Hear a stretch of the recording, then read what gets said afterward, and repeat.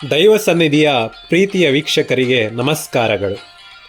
ಇಂದಿನ ಕ್ಷೇತ್ರ ದರ್ಶನ ಶ್ರೀ ಕಾಳಿಕಾ ದುರ್ಗಾ ಪರಮೇಶ್ವರಿ ದೇವಾಲಯ, ದುರ್ಗಾ ಬಡಾವಣೆ, ವಿದ್ಯಾರಣ್ಯಪುರ, ಬೆಂಗಳೂರು ಜಿಲ್ಲೆ 560097.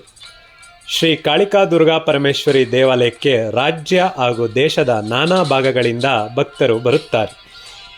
ಈ ದೇವಾಲಯವು 108 ಅಡಿ ಎತ್ತರದ ಮುಖ್ಯ ಗೋಪುರದೊಂದಿಗೆ ದೇವಾಲಯವು ಭವ್ಯವಾಗಿ ಕಾಣುತ್ತದೆ ಮತ್ತು ಶೈಲಪುತ್ರಿ, ಚಂದ್ರಘಂಟ, ಬ್ರಹ್ಮಚಾರಿಣಿ, ಕೂಷ್ಮಾಂಡ, ಕಾರ್ತಿಯಾಯಿನಿ, ಸ್ಕಂದಮಾತ, ಕಾಳರಾತ್ರಿ, ಸಿದ್ಧಿರಾತ್ರಿ ಮತ್ತು ಮಹಾಗೌರಿಗಳನ್ನು ಒಳಗೊಂಡಿರುವ ದುರ್ಗಾದೇವಿಯು 9 ಭೌತಿಕವಾಗಿ ಪ್ರಕಟವಾದ ಅವತಾರಗಳನ್ನು ಗರ್ಭಗುಡಿಯನ್ನು ಒಳಗೊಂಡಿದೆ. 1988ರಲ್ಲಿ ದಿವೇಬ್ರ ರಾಮು ಶಾಸ್ತ್ರಿಯವರಿಂದ ಸ್ಥಾಪಿಸಲ್ಪಟ್ಟ ಈ ದೇವಾಲಯವು ಜಗತ್ಪ್ರಸಿದ್ಧವಾಗಿದೆ.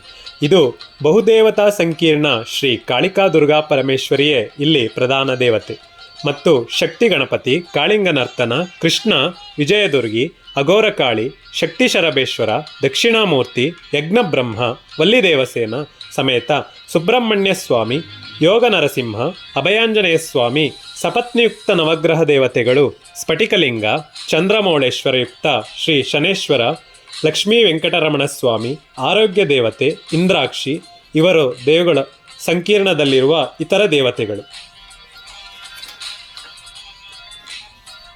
ಈ ದೇವಸ್ಥಾನದ ಆವರಣದಲ್ಲಿ ಯಕ್ಷಿಣಿ ದೇವಿಯ ಮೂರ್ತಿ ಇದ್ದು, ಭಕ್ತರು ಹರಕೆಗಳನ್ನು ಒಂದು ಚೀಟಿಯಲ್ಲಿ ಬರೆದು ದೇವಿಯ ಮೇಲೆ ಕಟ್ಟುತ್ತಾರೆ. ಅವರ ಇಚ್ಛೆಯನ್ನು ತಾಯಿ ತಕ್ಷಣವೇ ಪೂರೈಸುತ್ತಾರೆ ಎಂದು ನಂಬಿಕೆ ಇದೆ. ದೈವತ್ವಕ್ಕೆ ಮತ್ತಷ್ಟು ಮೆರುಗು ನೀಡಲು ಇಡೀ ದೇವಾಲಯವು ಶಿವ ಮತ್ತು ಪಾರ್ವತಿ ದೇವಿ ಸಂಬಂಧಿಸಿದ ಪುರಾಣಗಳನ್ನು ಚಿತ್ರಿಸಿರುವ ಶಿಲ್ಪಗಳಿಂದ ತುಂಬಿದೆ. ಈ ದೇವಾಲಯವು ದೇವಿಗೆ ಅರ್ಪಿಸುವ ವಿವಿಧ ರೀತಿಯ ವಿಶೇಷ ಪೂಜೆಗಳಿಗೆ ಹೆಸರುವಾಸಿಯಾಗಿದೆ. ಪ್ರತಿದಿನವೂ ಮಹಾಮಂಗಳಾರತಿಯನ್ನು ಪೂರ್ಣಗೊಳಿಸಿದ ನಂತರ ಬಂದಿರುವ ಭಕ್ತರಿಗೆ ಪ್ರಸಾದವನ್ನು ನೀಡಲಾಗುತ್ತದೆ ಹಾಗೂ ದೇವಿ ದುರ್ಗಾ ಪರಮೇಶ್ವರಿಯನ್ನು ತನ್ನ ಭಕ್ತರಿಗೆ ಬುದ್ಧಿವಂತಿಕೆ ಮತ್ತು ಸಾಂತ್ವನವನ್ನು ನೀಡುತ್ತಾರೆ.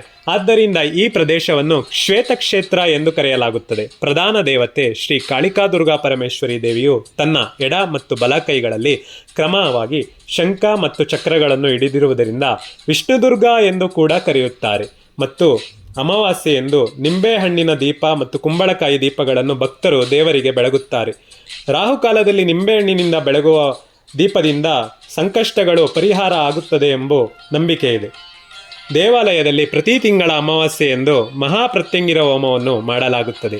ಈ ಹೋಮಕ್ಕೆ ಹಲವಾರು ಸಂಖ್ಯೆಯಲ್ಲಿ ಭಕ್ತರು ಭಾಗವಹಿಸುತ್ತಾರೆ ಮತ್ತು ಭಕ್ತರು ಉಚಿತವಾಗಿ ಈ ಹೋಮದಲ್ಲಿ ಭಾಗವಹಿಸಬಹುದು ಮತ್ತು ಕಲ್ಲು ಉಪ್ಪು, ಒಣಮೆಣಸಿನಕಾಯಿ, ನಿಂಬೆಹಣ್ಣು ಹಾಗೂ ಬಿಳಿ ಎಳ್ಳನ್ನು ಹೋಮಕ್ಕೆ ಅರ್ಪಿಸಬಹುದು.